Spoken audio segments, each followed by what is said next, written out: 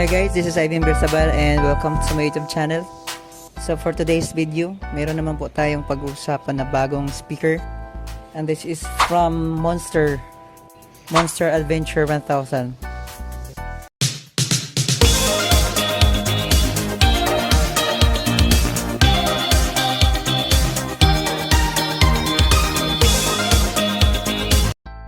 So sa mga mahilig dyan kumanta at mag-travel at hindi pa kayo nakapag-decide kung anong speaker inyong bibilhin, so isama nyo to sa bucket list. Wow! Sa mga unit na dapat nyong pagpipilian.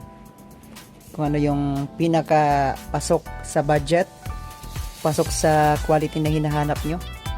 Kung ano yung magkapagbigay ng total satisfaction sa inyo. So ito nga pala guys, yung inclusion ng package. Meron siyang Type-C cable for charger and 3.5 audio cable and 2 wireless microphone na hindi siya rechargeable, pero meron siyang kasamang rechargeable battery. Wow! So maganda to guys kasi once malobat yung rechargeable battery niya, pwede mo siyang gamitan ng ibang battery while charge mo yung battery niya. So bibilhan mo na lang siya ng charger. Itong speaker na guys, napaka-handy niya, napakadali niya dalhin outdoor. Meron siyang handle na made of leather and maganda yung design niya. Napaka-saucy, napaka-elegant. Hindi siya mukhang mamurahin guys. Ang daming detailed ng belt niya. Maraming details at sa bawat anggulo makikita mo yung logo at pangalan ni Monster. Meron sa gitna, meron sa gilid. So, for me, ang naging redundant na siya. Too much na yung paglagay nila ng branding. Ang speaker na to guys, meron lamang siyang wattage na 80 watts power and meron siyang battery capacity na isa sa magandang features niya yung meron siyang independent control ng music and independent control ng karaoke. Wow! So sa music na part, meron siyang analog control ng volume, bass, and treble. Sa kabila naman, andito yung for microphone, karaoke. Meron siyang mic volume and mic echo. At itong sa huling control na this one's for guitar. May independent control din siya. Sa likod, meron siyang multiple input, meron siyang for USB and auxiliary, at nandito rin yung Type-C charging port niya and yung reset. Nandito rin yung extra input niya for microphone and input for guitar. Mamaya guys, itry naman natin yung quality ng sounds niya and especially yung karaoke. And then itry din natin siya i-compare sa dati nating sa previous unit na ating ni-review, which is the W-King T9, kung ano yung kaibahan nilang dalawa, since level lang naman sila ng wattage and hindi rin nagkalayo yung pricing nila. So ayun guys, itatry na natin siya sa audio. Try natin ang NCS.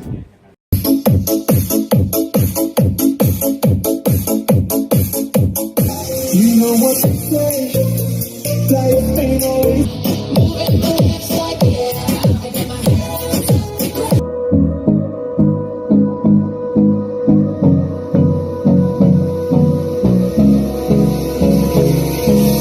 Hold me close till I get up.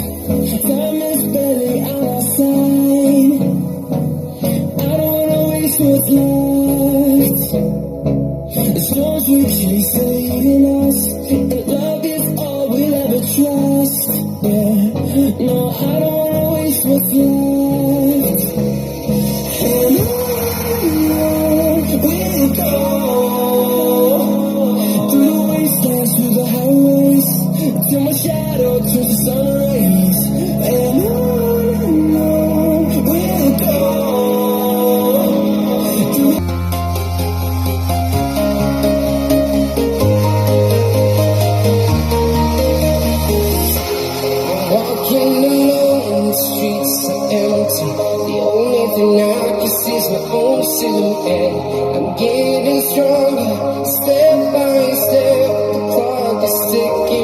no time for regrets. I've been flying from town to town, from London to Thailand. I've been all around the world trying to protect your soul. We are heroes in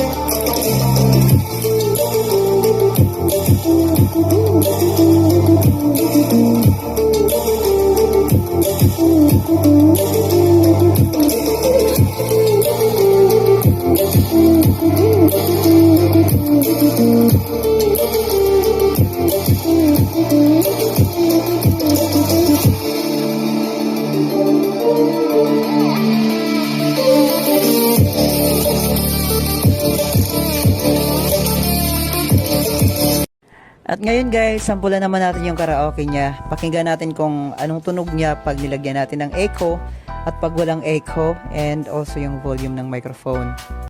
Hello, sound. This is how it sounds like without echo. Zero echo. Volume. Hi guys. This is how it sounds like without echo. Adding echo. This is how it sounds like. 1, 2, 3. Hello, echo.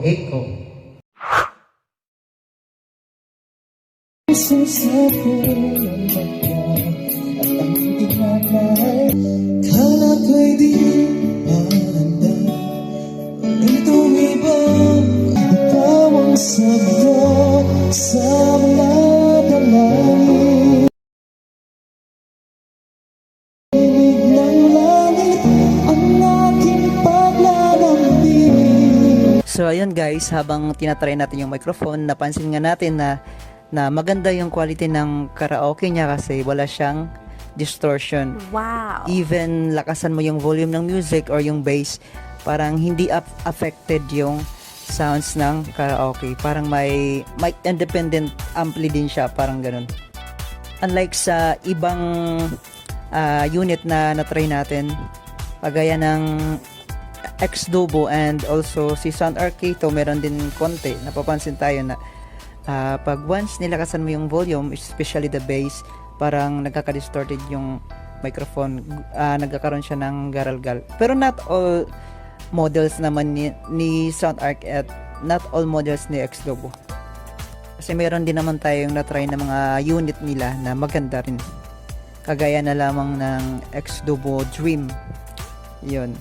Although naka-fix yung karaoke niya, pero pag kinantahan mo siya, okay yung templado na siya. Kung mapapansin nyo guys, wala nga pala siyang butas for bass ventilation sa likod kasi gumagamit din siya, kagaya ng mga nauso ngayon, gumagamit din siya ng passive radiator sa gilid for bass, para mas sulit yung bass niya. And mapapansin mo, andyan na rin yung light effects niya sa passive radiator. So may sarili din pong control sa taas. Pindutin mo lang para lilipat-lipat yung style ng ilaw niya. And also meron din siyang bass on, bass off. Kung gusto mo ng mas malalim or mabass yung tunog niya, pindutin mo lang yung bass sa taas. Gusto mo na mas mababa pa yung life ng battery, mahahaba pa yung time niya sa party, so better off na lang yung bass sa taas. Kasi meron na rin naman siyang control ng bass. Bukod dun sa bass boost, meron naman siya ng control ng bass sa taas, yung analog control niya. So yung battery life pala niya guys, medyo matagal siya malubat kasi dumating to sa akin kanina, mga almost na sa 60% na lang yung battery, and then ginamit ko na siya ng almost 4 to 5 hours, and then may natira pa siyang 10%. Depende pa rin yan guys sa level ng volume nyo at kung saan nyo siya ginagamit, sa karaoke ba or sa music lang. Kasi sa karaoke mas malakas kumain ng battery. So ayun guys, try naman natin siya i-compare sa ka-level niya na speaker ni W King sa T9. Alamin natin kung sino yung mas better sa dalawa, kung sino yung mas may advantage at kung sino yung may kulang. Eh, nakadepende pa rin naman yun sa tao kung ano yung maganda sa paningin nyo. Just a friendly advice, pag bibili kayo ng speaker, piliin nyo yung yung Speakswise, yung marami siyang kayang gawin. Sigurado kayong sulit na sulit yung pinambili nyo at wala kayong pagsisisihan. Huwag lang mag-focus sa isang factors. Dapat pag bibili kayo ng portable karaoke, alamin nyo yung mga factors na dapat na i-consider. Huwag lang mag-focus sa isa. Huwag lang puro sounds quality. Alamin nyo pa yung iba. Napagkaganda yung portable karaoke. So nakita na rin yung comparison niya kay W King T9. So maganda siya guys. Panalong panalo. So from time to time guys, obserbahan para natin to. Gagamitin ko siya araw-araw para magkaroon tayo ng update kung ano man yung ma-obserbahan natin sa performance niya. Especially dun sa karaoke niya and sa battery niya, kung matagal ba siya malobat or makunat. So ayun, yung price niya guys sa Lazada and Shopee, hindi sila nagkalayo ni W King T9. Level lang sila ng price. Pero in terms sa specs, kung ako yung magsasabi, mas power ako dito sa kay Monster kasi ayan, naka-display na lahat. Yan, marami kang pwedeng gawin. Marami kang pwedeng i-customize.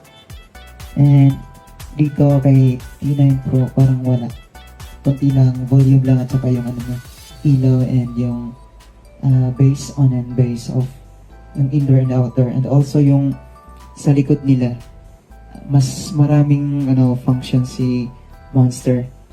Dito kay T9, yung downside niya, wala siyang mic input and guitar. Kay Monster meron. So, yun yung naging advantage niya kung bakit mas lamang siya compared dito kay T9 Pro. So, ayun lamang guys. Huwag kalimutang mag-subscribe and mag-like and share na rin ang ating videos for today. And also, turn on your notification bell para magiging updated tayo sa mga latest videos namin upload guys. Thank you for watching and God bless.